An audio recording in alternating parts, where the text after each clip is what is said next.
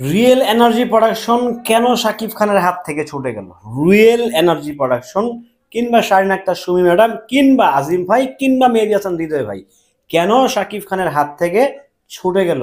তারা কি ইচ্ছা করে চলে গিয়েছে, নাকি তার পিছনে আসলে বড় কোনো মারপেস রয়েছে? কেন তারা হঠাৎ করে নতুন আর্টিস্ট নিয়ে কাজ করতে যাচ্ছে? হ্যালো এভরিওয়ান, আসসালামু আলাইকুম। শিমুল আছি আপনাদের সঙ্গে।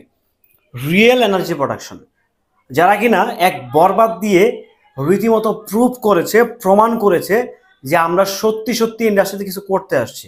মেহেদী হাসান হৃদয়, যাকে আমি বলি আপনারা কয়েকজন বলেন বাংলা সিনেমার অ্যাটলিকুমার মেহেদী হাসান হৃদয়।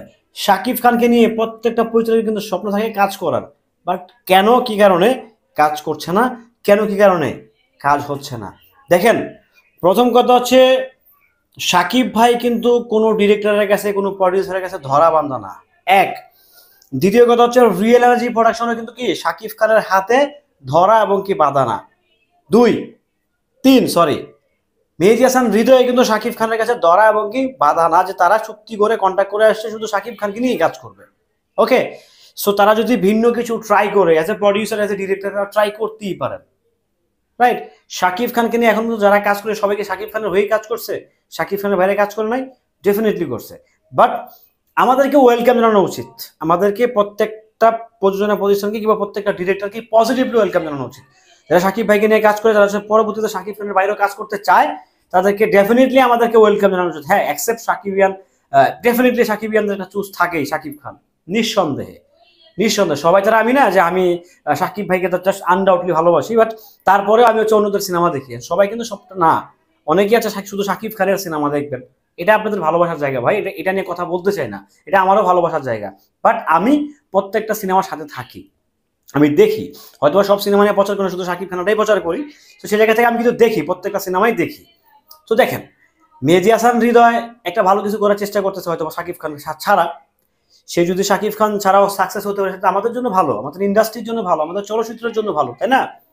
কারণ আমাদের মেগাস্টার শাকিব খান, সে তো সারাটা জীবন অভিনয় করবে না, রাইট? 5 বছর, 10 বছর, 15 বছর, 15 বছর তো প্রশ্নই আসে না। 5 বছর হয় কিনা এটা সন্দেহ আছে। আমি ম্যাক্সিমাম 10 বছর ধরলাম যে সাকিব ভাই আর 10 বছর হচ্ছে ইন্ডাস্ট্রিতে থাকবেন, কাজ করবেন। দেন তারপরে কি হবে? তারপরে ইন্ডাস্ট্রিটা কে চালাবে? কে সামনের দিকে এগিয়ে নিয়ে যাবে? যদি প্রডিউসার, পরিচালক যদি হচ্ছে নতুন কাউকে বের করে না আনতে পারে, ইন্ডাস্ট্রিতে সত্যি কথা বলতে শেষ, ধ্বংস। যতটুকু টিকে আছে সেটা শাকিব খানের হাতের উপরে, সিরিয়াসলি বলছি। বাট তার বাহিরেও তো কিছু করা উচিত, চেষ্টা করা উচিত, ট্রাই করা উচিত। আমার যেটা মনে হচ্ছে সেই ট্রাইটাই করতে যাচ্ছে এবার আসন্ন রোজারিতে রিয়েল এনার্জি প্রোডাকশন। সো তাদেরকে আমরা পজিটিভলি ওয়েলকাম জানাচ্ছি। আমি ওয়েলকাম জানাচ্ছি আবারও যে আপা কিংবা ম্যাডাম কিংবা ভাই, আপনারা আসেন, আপনাদের পাশে আমরা আছি, আমি আছি ভাই, থাকতে চাই, থাকবো। ভালো কন্টেন্টের পাশে থাকলে আসলে অসুবিধা নেই, ভালোই লাগে, খারাপ লাগে না। হ্যাঁ, আবার মেগাস্টার শাকিব খানেরও সিনেমা আছে, সো সব দিকেই থাকবো। যদি রিয়েলিটি প্রোডাকশন ভালো কিছু করতে পারে, প্রুভ করতে পারে, ডেফিনেটলি তার সাথে থাকবো না কেন? অবশ্যই থাকবো, কারণ সে শাকিব খানকে নেক্সট ঈদে সিনেমা করবে, সরি নেক্সট উইক না, নেক্সট ঈদে সিনেমা করবে।